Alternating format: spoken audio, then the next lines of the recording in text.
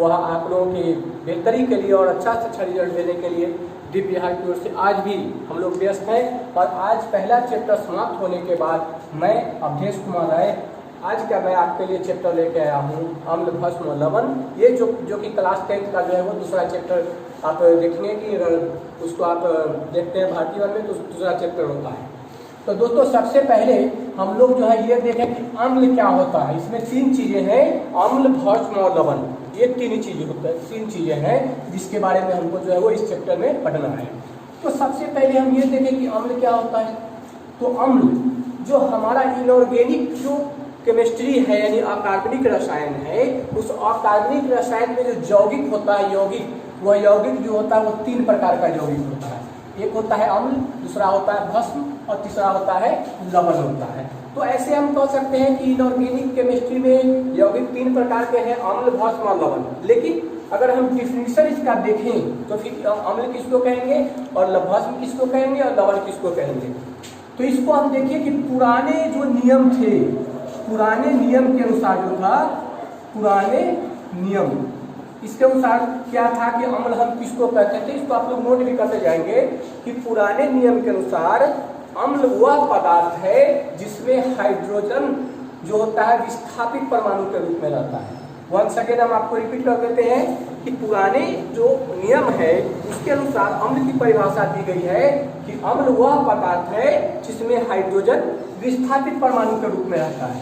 जैसे आप देख लीजिए इसको H2SO4, यह है हमारा सल्फ्यूरिक अम्ल। तो सल्फ्यूरिक अम्ल में पुराने नियम के अनुसार क्या बताया जा रहा है कि यह हाइड्रोजन जो है वो विस्थापित परमाणु के रूप में है। आप इसको देखिए HNO3, ये हमारा है नाइट्रिक अम्ल है। तो नाइट्रिक अम्ल में पुराने नियम के अनुसार क्या बता रहा है कि हाइड्रोजन जो है विस्थापित परमाणु के रूप में है।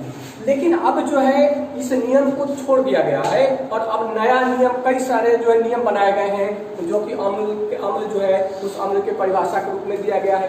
इस नियम में क्या खराबी थी जरा उसको हम देख लें कि इसमें तो हाइड्रोजन विस्थापित परमाणु के रूप में है, इसमें भी हम देख रहे हैं कि हाइड्रोजन विस्थापित परमाणु के रूप में है। लेकिन ये CO2 यानी कार्बन डाइऑक्साइड को ले लीजिए, इसमें तो हाइड्रोजन है ही नहीं। तो फिर यहाँ पर जो है यह नियम जो है वो भंग होता है। इसके अलावा देखें कि SO2 है, SO3 है, तो इन सब में हाइड्रोजन परमाणु है ही नहीं। तो यहाँ पर जो होता है हमारा जो नियम होता है अम्ल का जो नियम होता है, पुराना नियम था कि अम्ल वह पदार्थ है जिसमें हाइड्रोजन विस्थापित परमाणु के रूप में है। यह नियम यहाँ पर जो है वो टूट जाता है, भंग होता है। इसके बाद दूसरा नियम जो है आर्हेनियस नामक वैज्ञानिक जो था, केमिस्ट जो था, उसने दूसरा नियम बनाया था। उसने कहा था, इस नियम को नोट करेंगे, स्पेशली आपके जो 10th क्लास में इस नियम के बारे में ही पढ़ना है। ये नियम जो मैं पढ़ा रहा हूँ ये आपको एक्स्ट्रा पढ़ा रहा हूँ। तो आर्हेनियस के अनुसार कहना था कि अम्ल वह पदार्थ है, अम्ल वह पदार्थ है जो जल में घुल करके और हाइड्रोजन आयन देता है।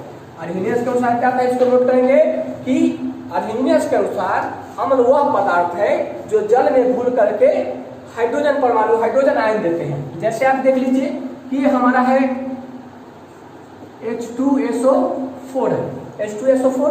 तो आर्हेनियस ने क्या कहा था कि जल में घुल करके, तो यहाँ हम लिख देते हैं क्या H2 यानी जल में घुल करके, और क्या देता है हाइड्रोजन परमाणु जो है वो देता है, सॉरी हाइड्रोजन आयन जो है वो देता है। तो जब ये टूटेगा तो टूटने के बाद क्या बन जाता है, ये हमारा हाइड्रोजन बन जाता है और प्लस HSO4 यानी कि सल्फेट, बाइसल्फेट के रूप में बन जाता है।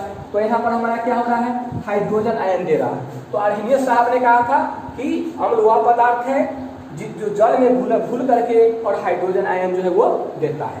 और एग्जाम्पल हम ले लेते हैं, ये आप देखिए HCl हाइड्रोक्लोरिक अम्ल है। इसको जब हम जल में प्रवाहित करते हैं यानी जल में इसको डालते हैं तो ये क्या होता है, यह टूट जाता है और टूटने के बाद क्या होगा, हाइड्रोजन आयन देगा और प्लस जो है वो क्लोरीन आयन देगा, यानी हाइड्रोजन प्लस आयन देगा और क्लोरीन जो है वो माइनस आयन देगा। लेकिन ये जो हाइड्रोजन होता है ये हाइड्रोजन मुक्त अवस्था में नहीं रहता है।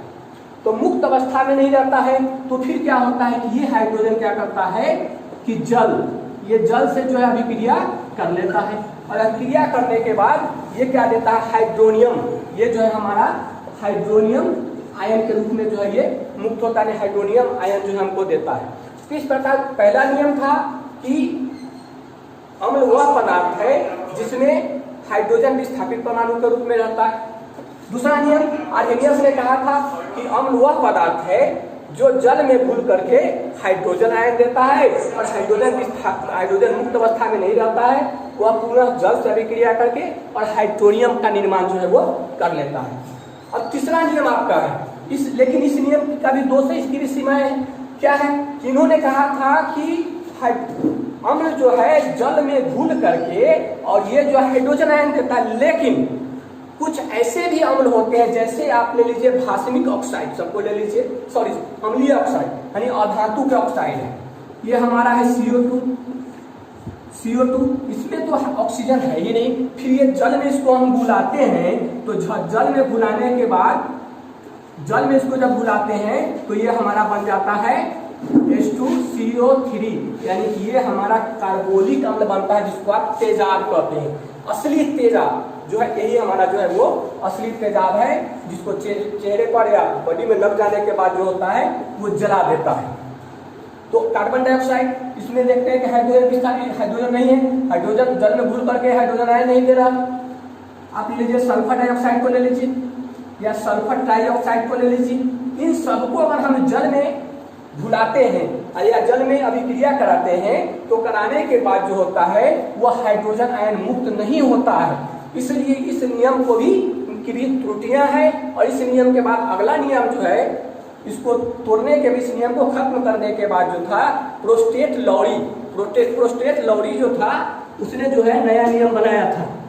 प्रोस्टेट लॉरी का नियम क्या था वो जरा हम लोग देखते हैं कि प्रोस्टेट लॉरी का नियम था कि वह पदार्थ जो प्रोटॉन ग्रहण करता है, वह पदार्थ जो प्रोटॉन ग्रहण करता है उस पदार्थ को हम क्षार कहते हैं। जैसे आप इसको देखेंगे, और जो पदार्थ प्रोटॉन का जो है त्याग करता है उसको हम कहते हैं अम्ल कहते हैं। जैसे आप देख लें इसको कि हमारा ये H2O प्लस ये H, यहाँ पर H प्लस का मतलब ये आप हाइड्रोजन नहीं समझेंगे, यहाँ H प्लस का मतलब है क्या? प्रोटॉन है ये। तो जब इसकी अभिक्रिया होती है, जल की अभिक्रिया यहाँ पर होती है तो होने के बाद क्या होता है कि ये बनता है हाइड्रोनियम में बनता है। अब यहाँ पर आप देख लीजिए कि यहाँ पर जो है ये H2O यानी कि ये जल जो है क्या करता है प्रोटॉन को ग्रहण करके, यानी 2 हाइड्रोजन था वहां पर 3 हाइड्रोजन हो जाएगा, तो यह ग्रहण करता है तो यहाँ पर ये क्या होगा हमारा क्षार हो जाएगा। और तो इस प्रकार से उन्होंने कहा था कि जो पदार्थ प्रोटॉन यानी जिसका सिंबल H प्लस है ग्रहण करता है वो क्षार होता है और जो त्यागता है वह पदार्थ जो होता है वो अम्ल होता है। इसी को हम ले लें H2O है। अब H2O इसको हम जल में प्रवाहित करते हैं, प्रवाहित करने के बाद क्या होता है हाइड्रोजन आयन में टूट जाता है प्लस ऑक्सीजन आयन में टूट जाता है। तो यहाँ पर आप इसको देखें ये तो हमारा क्षार था क्योंकि ये इसने यहाँ पर एक प्रोटॉन जो था एक प्रोटॉन को यहाँ पर जो था इसने ग्रहण कर लिया था। लेकिन दूसरा में यहाँ पर देखते हैं कि हाइड्रोजन यहाँ पर कितने थे 2 हाइड्रोजन थे, लेकिन यहाँ पर हम क्या देखते हैं ये जल जो था उसमें से एक हाइड्रोजन का त्याग हो गया है, इसलिए यहाँ पर जो ये जल होगा जो होगा हमारा अम्ल होगा। तो प्रोस्टेट लॉरी के अनुसार जो पदार्थ प्रोटॉन प्राप्त करता है उसको हम कहते हैं क्षार बोलते हैं, और जो पदार्थ जो है वो प्रोटॉन का त्याग करता है उस पदार्थ को हम कहते हो, उस पदार्थ को जो है हम अम्ल के नाम से जानते हैं। कहाँ ध्यान है कागज तो चले जाते हैं ना,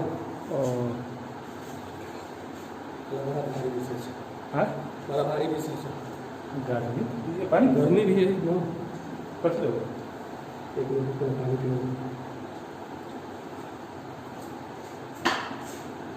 मैथ्स वाला में कम बुरे लगे थे।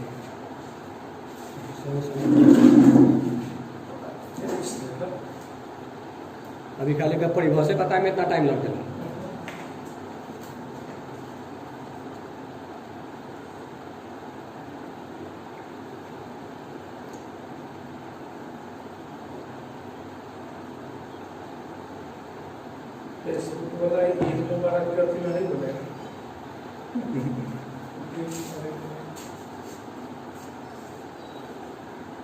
चलो रेडी हो जाए।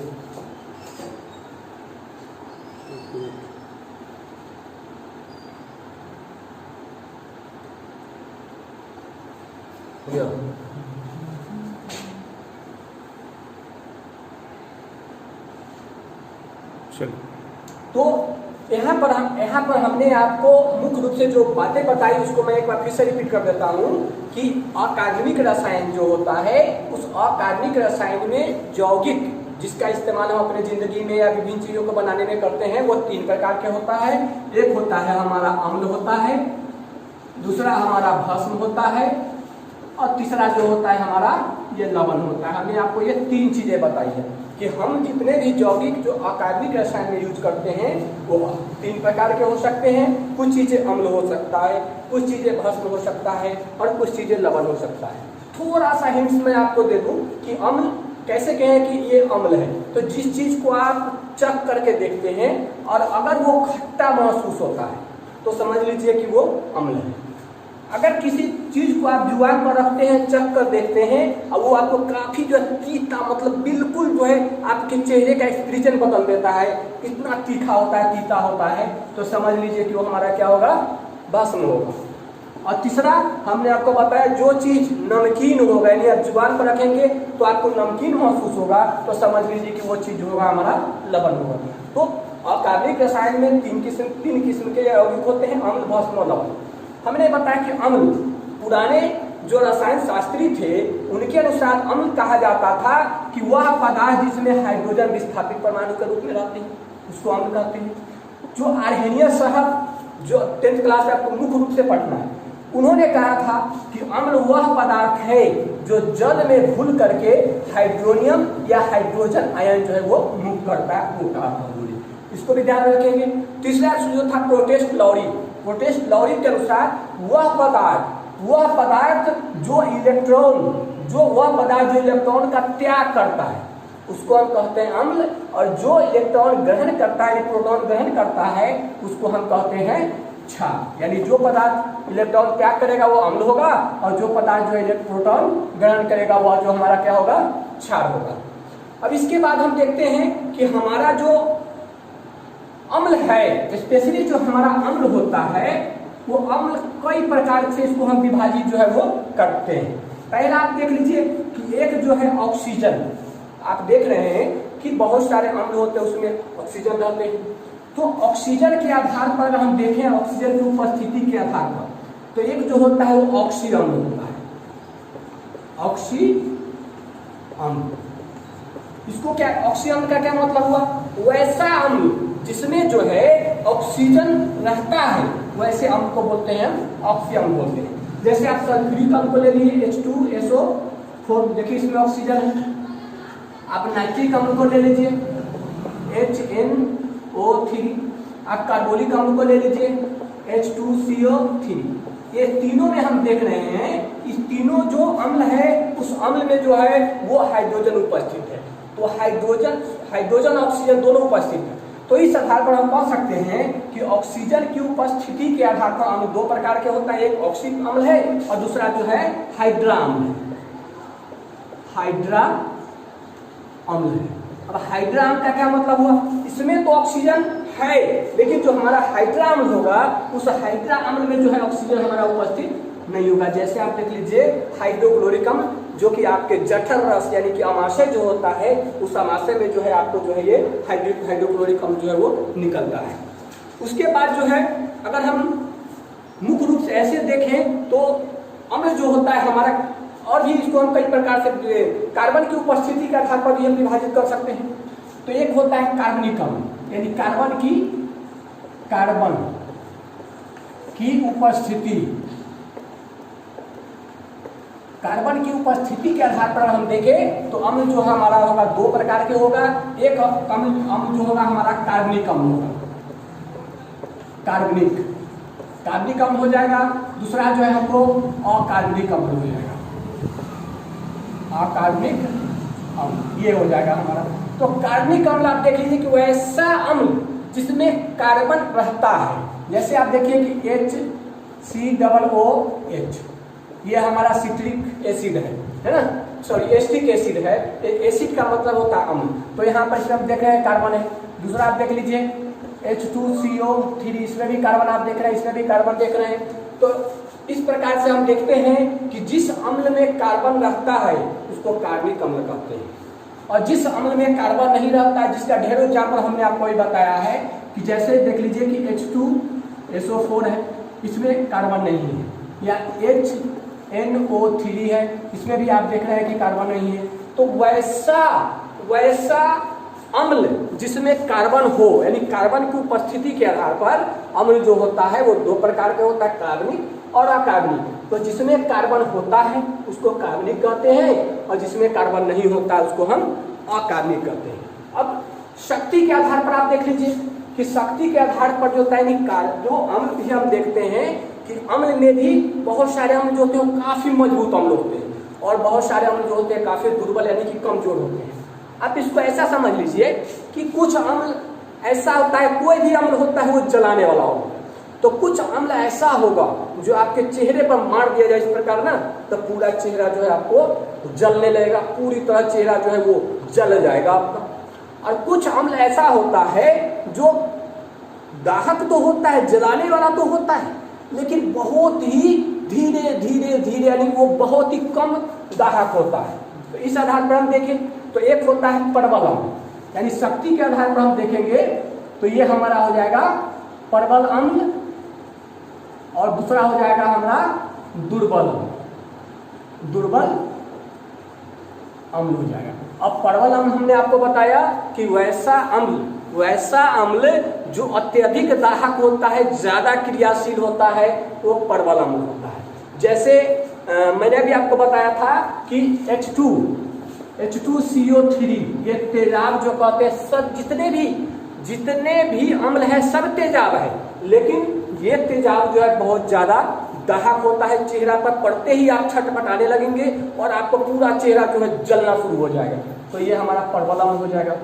HCl ये हमारा दुर्बल अम्ल है जो कि हमारे आमाशय में निकलता है।